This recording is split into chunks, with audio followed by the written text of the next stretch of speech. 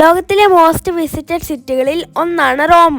ഇറ്റലിയിലെ തലസ്ഥാനമായ റോമിൽ പള്ളികൾ മാത്രമല്ല കാണാനുള്ളത്, ചരിത്രപ്രധാനമായ കുറച്ച് സ്ഥലങ്ങളും കൂടെയുണ്ട്. നമ്മുടെ ഇന്നത്തെ യാത്ര അങ്ങോട്ടാണ്. മാളു മിനു വ്ളോഗ്സിന്റെ പുതിയൊരു വീഡിയോയിലേക്ക് എല്ലാവർക്കും സ്വാഗതം.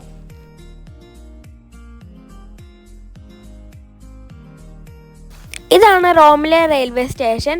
ഇറ്റലിയിലെ ഏറ്റവും തിരക്കുള്ള റെയിൽവേ സ്റ്റേഷനും യൂറോപ്പിലെ 5ാമത്തെ തിരക്കുള്ള റെയിൽവേ സ്റ്റേഷനുമാണിത്. ലോക അത്ഭുതങ്ങളിൽ ഒന്നായ കൊളോസിയത്തിന്റെ മുമ്പിലാണ് ഞങ്ങൾ ഇപ്പോൾ നിൽക്കുന്നത്. ലോകത്തിലെ വലിയ ആംബി തിയേറ്ററിൽ ഒന്നാണ് ഇത്. പുരാതന റോമ സാമ്രാജ്യത്തിന്റെ മല്ലയുദ്ധ വേദിയായിരുന്നു കൊളോസിയം. ഗ്ലാഡിയേറ്റർ യുദ്ധങ്ങളായിരുന്നു ഇവിടെ കൂടുതലായി നടന്നിരുന്നത്. ഒത്തിരി മനുഷ്യന്മാരുടെയും മൃഗങ്ങളുടെയും ചോര ഇവിടെ വീണിട്ടുണ്ട്. ദുഃഖവെള്ളിയാഴ്ചകളിൽ മാർപ്പാപ്പ ഇവിടെ കുരിശിന്റെ വഴി നടത്താറുണ്ട്. ഇതിന് 80 കവാടം ഉണ്ടായിരുന്നു. 76 എണ്ണം കാണികൾക്കും 4 എണ്ണം ചക്രവർത്തിമാർക്കും. 80,000 ആളുകൾക്ക് ഇരിക്കാനുള്ള സംവിധാനം ഇവിടെ ഉണ്ടായിരുന്നു.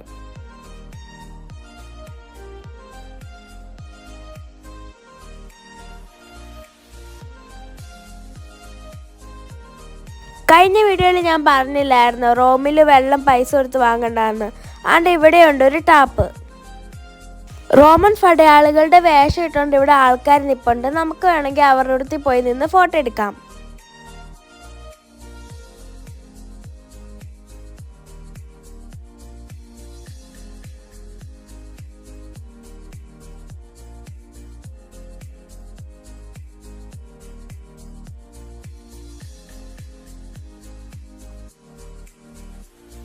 എയ്റ്റീൻത് സെഞ്ചുറി നിർമ്മിച്ച ബിൽഡിങ്ങും ഫൗണ്ടെയിനും ആണിത്. ലോകത്തിലെ ഏറ്റവും ഫേമസ് ആയ ഫൗണ്ടെയിനുകളിൽ ഒന്നാണ് ഈ ഫൗണ്ടെയിൻ. ഏറ്റവും കൂടുതൽ ആളുകൾ ഫോട്ടോ എടുക്കുന്ന ഫൗണ്ടെയിനും കൂടിയാണിത്. അത് ഇവിടുത്തെ തിരക്ക് കണ്ടപ്പോൾ നിങ്ങൾക്ക് മനസ്സിലായി കാണുമല്ലോ. ഇത് മുഴുവൻ മാർബിളും കൊണ്ടാണ് നിർമ്മിച്ചിരിക്കുന്നത്. ഇതിൻ്റെ നിർമ്മാണത്തിനായി കൊളോസിയത്തിലെ സ്റ്റോൺ എടുത്തിട്ടുണ്ടെന്ന് പറയുന്നു. ഈ ഫൗണ്ടെയിന് വേറെ പ്രത്യേകതയും കൂടിയുണ്ട്. 1 കോയിൻ ഇട്ടാൽ നമ്മൾ ഇറ്റലിയിൽ തിരിച്ചു വരും. 2 കോയിൻ ഇട്ടാൽ ഇറ്റലിക്കാരെ കല്യാണം കഴിക്കും. 3 കോയിൻ ഇട്ടാൽ നമ്മൾ കണ്ടുമുട്ടിയ ആളെ കല്യാണം കഴിക്കും.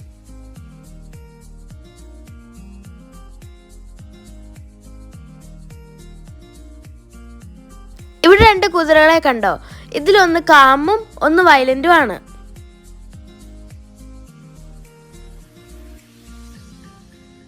3 റോഡ് വരുന്നിടത്താണ് ഈ ട്രെവി ഫൗണ്ടെയിൻ നിർമ്മിച്ചിരിക്കുന്നത്.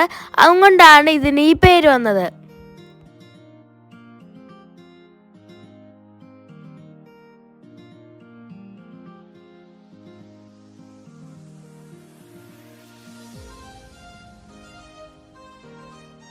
അവിടെ ഉണ്ടായിരുന്ന ഒരു പള്ളി എല്ലാവരും കയറുന്നുണ്ടായിരുന്നു. പക്ഷെ ഞങ്ങൾ പള്ളികൾ കണ്ട് മടുത്തോണ്ട് ഞങ്ങൾ കയറിയില്ല.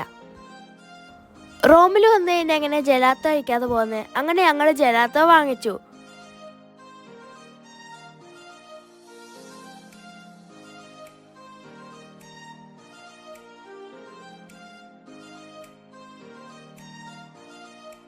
ഇതാണ് പാന്തിയോൺ. ഇത് പണ്ടൊരു അമ്പലമായിരുന്നു, പക്ഷെ ഇപ്പൊ ഇതൊരു പള്ളിയാണ്. AD 1020 ഈ പാന്തിയോൺ പണി കഴിപ്പിച്ചത്. ഇതിൻ്റെ ഏറ്റവും വലിയ പ്രത്യേകത എന്ന് പറയുന്നത് ഇതിൻ്റെ ഡോമാണ്. അൺഫോർച്ചുനേറ്റ്ലി ഞങ്ങൾക്ക് കാണാൻ പറ്റിയില്ല. ഇപ്പം നമ്മൾ നിൽക്കുന്നത് സ്പാനിഷ് സ്റ്റെപ്സിലാണ്. ഇത് ഫ്രഞ്ചുകാരാണ് പണിഞ്ഞത്. ഇതിൻ്റെ അടിയിലായിരുന്നു പണ്ട് സ്പാനിഷ് എംബസി. അതുകൊണ്ടാണ് ഇതിനിപ്പോൾ സ്പാനിഷ് സ്റ്റെപ്സ് എന്ന് പേര് വന്നത്.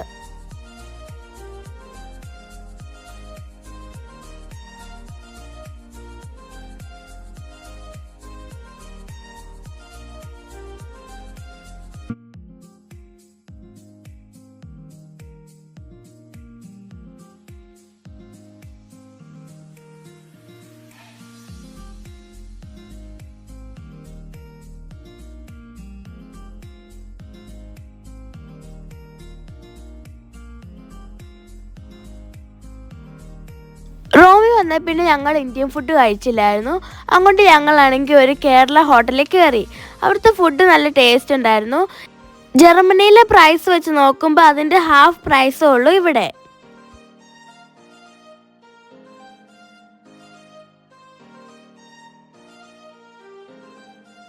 ചേട്ടനാണ് ഞങ്ങളെ ഇറ്റലി ഫുൾ ചുറ്റി കാണിച്ചത്.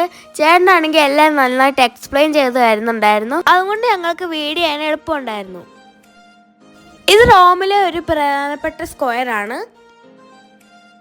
റോം എന്ന ചരിത്ര നഗരത്തിന്റെ വിശേഷങ്ങൾ ഇതും കൊണ്ടൊന്നും തീരുന്നില്ല. ഞാൻ വലുതായി കഴിയുമ്പോൾ ഒരിക്കൽ കൂടെ റോമിലോട്ട് വരുമെന്നുള്ള പ്രതീക്ഷയിൽ ഞാനാണെങ്കിൽ റോമിനോട് വിട പറയാണ്. എനിക്ക് സങ്കടമുണ്ട് റോമിനോട് വിട പറയുന്നതിൽ. പക്ഷെ ഞാൻ എക്സൈറ്റഡ് ആണ്.